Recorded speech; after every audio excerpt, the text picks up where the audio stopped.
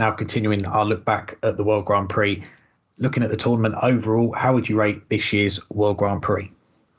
I would rate it fairly high. I don't think it was the greatest World Grand Prix we've ever seen. And that's because there were quite a few matches, particularly in the early rounds or in the first round, but as well in the semifinals and for much of the final, where one or both players were not playing anywhere near their best. And of course, that happens every year.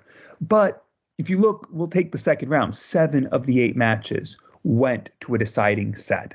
And there were some really great stories along the way, both in that round and leading up to it. You had Madars Razma making his first major quarterfinal. And unfortunately, he didn't compete in the quarterfinals.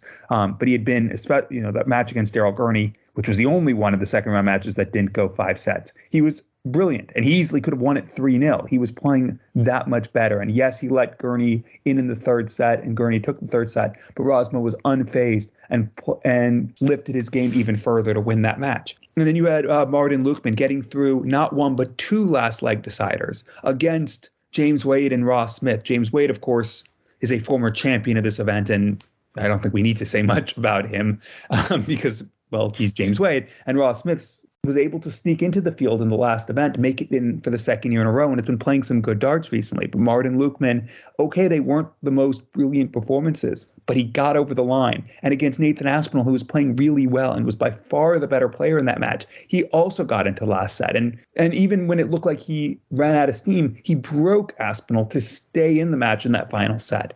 That was just great to watch, to see these breakthrough players in Razma and Lukeman go on deep runs. You had the race for the world number 1 all along.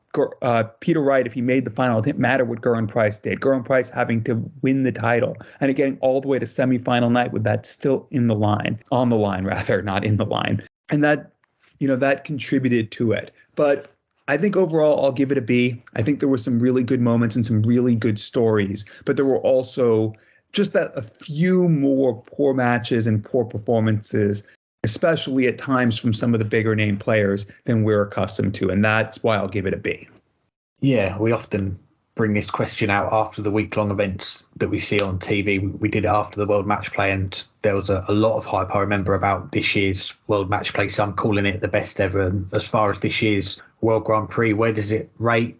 I'm probably not of the high opinion as we were for the World Match Play. I'll probably give it a C, maybe a C- for me. I think it was too up and down, and the middle part of the week, as you mentioned, the Wednesday and the Thursday, when we saw that the second round, 7 of those 8 games go to a last set. You had the comebacks, you had the last leg decided, you had some real quality in there as well. Gerwyn Price for those couple of sets at the end to get past Joe Cullen was something that you won't forget for a little while. And the drama in the quarterfinals with Peter Wright and Dimitri Van den Berg, and then late on in that final with Nathan Aspinall's comeback from 4-0 to 4-3, and Michael van Gerwen had a weight on his mind, as he said in his post-match interview, almost got pegged back to that deciding set. But I think you look back at it, some of the first round games and the first few nights, I think there was a bit of talk about it on social media as well. It did feel a bit flat for a major event, and I remember putting it on Twitter on Tuesday or Wednesday, does this event feel like a major yet? Because the crowds were quite low, and the first few nights they did seem to drag on a little bit of time. So I think that's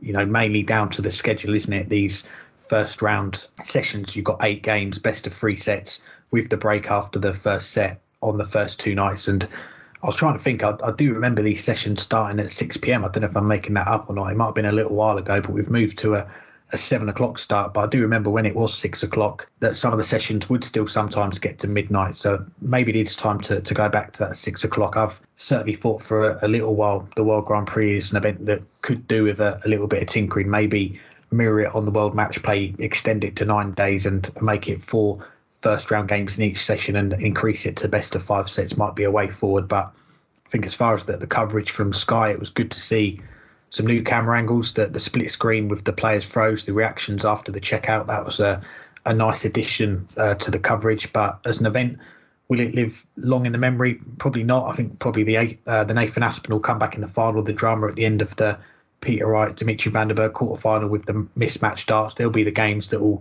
stick with me. And as you touched on, the milestones for certain players, Madars Razma with his best run so far on TV, and Martin Lukeman in only his second TV event winning 2 games, and we won't mention his miscount until the miscount of the year at the end of the year, but he's in the top 50 now and took Nathan Aspinall to a last set in that quarterfinal as well. But I think apart from that, I don't think this event is going to be a contender for our Tournament of the Year award for 2022.